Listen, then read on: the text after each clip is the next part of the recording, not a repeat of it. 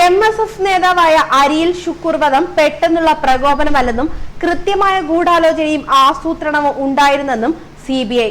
CPM ജില്ലാ secretary P. ജയരാജനും TV രാജേഷും കൊലപാതകത്തിന് നിർദ്ദേശം നൽകി. തലശ്ശേരി സഹകരണ ആശുപത്രിയിലെ 315 നമ്പർ മുറിയിലാണ് കൊലപാതകം ആസൂത്രണം ചെയ്തത്.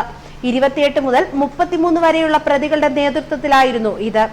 സാക്ഷിമൊഴികളുടെ അടിസ്ഥാനത്തിലാണ് ഇക്കാര്യം വ്യക്തമാക്കുന്നതെന്നും CBI തലശ്ശേരി കോടതിയിൽ സമർപ്പിച്ച റിപ്പോർട്ടിൽ വ്യക്തമാക്കുന്നു.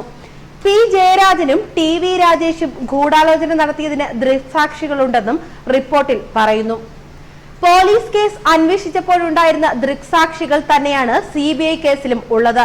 P. ജയരാജന്റെ കാറിന് നേരെ ആക്രമണം നടത്തിയ ലീഗ് പ്രവർത്തകരുടെ കൂട്ടത്തിൽ അരിയിൽ ഷുക്കൂറും ഉണ്ടായിരുന്നു. അതുകൊണ്ട് വകവരുത്തണമെന്ന് കൃത്യമായ നിർദ്ദേശം നൽകി. അതിനാലാണ് ക്രിമിനൽ ഗൂഢാലോചന നടത്തിയതിന് 120B വകുപ്പ് ചുമത്തിയത്. 1 മുതൽ 8 വരെയുള്ള പ്രതികളാണ് കൃത്യം നിർവഹിച്ചത്. പിടികൂടിയവരെ വകവരുത്തണമെന്നാണ് ഇവർക്ക് കിട്ടിയ നിർദ്ദേശം.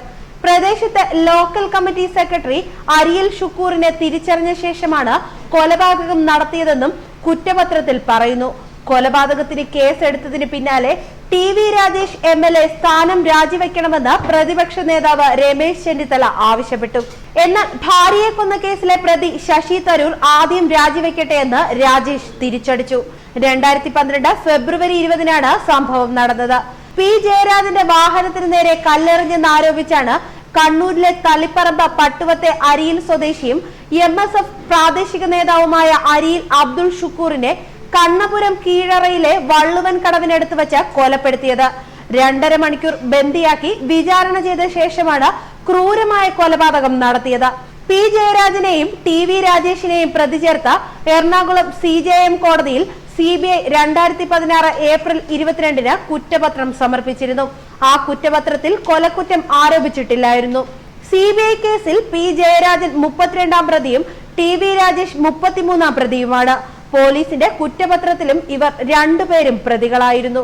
2012 മാർച്ച് 22 CPM നേതാവ് MV ഗോവിന്ദന്റെ മകൻ ശ്യാംജിത്ത്, തളിപ്പറമ്പ് നഗരസഭ മുൻ ചെയർമാനും ഏരിയ കമ്മിറ്റി അംഗവുമായ വാടി രവിയുടെ മകൻ ബിജുമോൻ എന്നിവരുൾപ്പെടെ 18 പേരുടെ ആദ്യ പ്രതിപട്ടിക അന്വേഷണ സംഘം കോടതിയിൽ സമർപ്പിച്ചിരുന്നു. ഇവരിൽ നിന്നാണ് കൊലപാതകത്തിന്റെ ചുരുളഴിഞ്ഞത്. CBI ആദ്യം സമർപ്പിച്ച കുറ്റപത്രത്തിന് അനുബന്ധമായിട്ടാണ് പുതിയ കുറ്റപത്രം കഴിഞ്ഞയാഴ്ച തലശ്ശേരി കോടതിയിൽ സമർപ്പിച്ചത്. കണ്ണൂരിൽ നിന്ന് കേസിന്റെ വിചാരണ മാറ്റണമെന്ന് ഷുക്കൂറിന്റെ മാതാപിതാക്കൾ ആവശ്യപ്പെട്ടിട്ടുണ്ട്. ന്യൂസ് ഡെസ്ക് മലയാളി വാർത്ത.